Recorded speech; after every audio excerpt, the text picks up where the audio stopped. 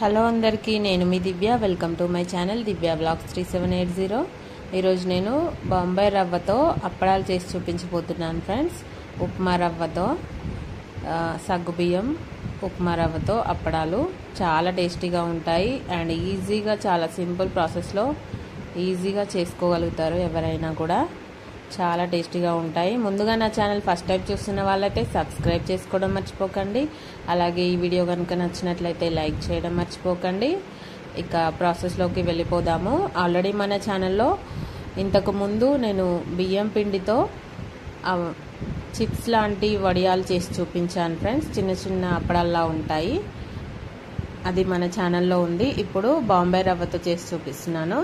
ముందుగా సగ్గుబియ్యం ఇలా నానబెట్టుకోవాలండి. ఒక కప్పు రవ్వకి ఎన్ని గ్లాసులు వాటర్ తీసుకోవాలో చెప్తాను. ఈ కప్పుతో నేను రవ్వ తీసుకున్నాను. ఒక కప్పుకి 8 గ్లాసుల నీళ్లు తీసుకోవాలండి. 8 కప్పుల వాటర్. అలా అయితేనే కన్సిస్టెన్సీ మనకి పర్ఫెక్ట్గా వస్తుంది. అప్పడాలు మందంగా రాకుండా, బాగా పలుచగా రాకుండా, బాగా మందంగా రాకుండా పర్ఫెక్ట్గా వస్తాయి.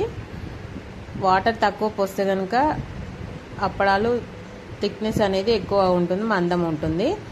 ఒక కప్పుకి 8 గ్లాసుల నీళ్లు పోసుకొని అందులో వాము, జీలకర్ర సరిపడా వేసుకోవాలండి. అందులోనే కాసిని నువ్వులు కూడా వేశాను. ఆప్షనల్ అండి, నువ్వులు ఇష్టం ఉంటే వేసుకోవచ్చు, లేదంటే లేదు. నేను వేశాను. వాము, జీలకర్ర, నువ్వులు ఇవన్నీ వేసేసి చక్కగా వాటర్ అంతా కూడా మరిగించుకోవాలి. బాగా వాటర్ కాస్త మరిగేటప్పుడు చూడండి, ఇప్పుడే మరగడానికి వస్తున్నాయి. ఈ టైంలో ఇలా వాటర్ మరిగే టైంలో సగ్గుబియ్యం నానబెట్టుకున్నాం కదా, ఓవర్ నైట్ నానబెట్టుకుంటే ఇంకా మంచిదండి. సగ్గుబియ్యం ఎంత ఎక్కువ నానితే అంత త్వరగా ఉడికిపోతాయి, అందులో కలిసిపోతాయి. ఇలా సగ్గుబియ్యం బాగా పిసికేసి వాటర్తో సహా అందులో వేసేసుకోవాలి. వాటర్ మరుగుతుండగా అందులో వేసేసుకొని ఇలా సగ్గుబియ్యం బాగా మరిగించుకోవాలి, ఉడికించుకోవాలి. తర్వాత అందులో రుచికి సరిపడా ఉప్పు వేసేసుకోవాలి. చూడండి, సగ్గుబియ్యం ఉడికిపోతున్నాయి. సగ్గుబియ్యం బాగా ఉడికిన తర్వాత ఇప్పుడు మనం ముందుగా తీసుకున్న రవ్వ, ఒక కప్పు రవ్వ తీసుకున్నాం కదా, ఆ రవ్వ వేసేసుకోవాలి. బాంబే రవ్వ, ఉప్మా రవ్వ వేసేసుకొని చక్కగా కలుపుతూ మీడియం ఫ్లేమ్లో ఉడికించుకోవాలండి. లూజ్గా అనిపిస్తుంది, బట్ చల్లారిన తర్వాత థిక్నెస్ వచ్చేస్తుంది, మనకి పర్ఫెక్ట్ కన్సిస్టెన్సీ వస్తుంది. 8 గ్లాసుల నీళ్లు పోసుకోవాలండి. ఒక గ్లాస్ రవ్వకి 8 గ్లాసుల నీళ్లు పోసుకోవాలి. పర్ఫెక్ట్గా వస్తాయి. చక్కగా ఇలా మీడియం ఫ్లేమ్లో, స్టవ్ మీడియం ఫ్లేమ్లో పెట్టి ఉడికించుకోవాలి రవ్వని బాగా.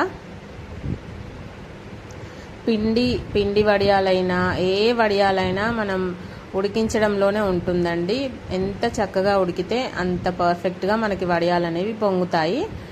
ఇప్పుడు అది ఉడికిన తర్వాత, ఈ కన్సిస్టెన్సీ వచ్చిన తర్వాత, కొద్దిగా గంజిలాగా, చిక్కటి గంజి ఎలా ఉంటుంది ఆ కన్సిస్టెన్సీ వచ్చిన తర్వాత స్టవ్ ఆఫ్ చేసేసుకొని పూర్తిగా చల్లారనివ్వాలండి. చల్లారిన తర్వాత ఇలా కవర్లో మాత్రమే వేసుకోవాలండి. స్పూన్తో కానీ గరిటెతో కానీ ఇలా కవర్ మీద అప్పడల్లా వేసేసుకోవాలి.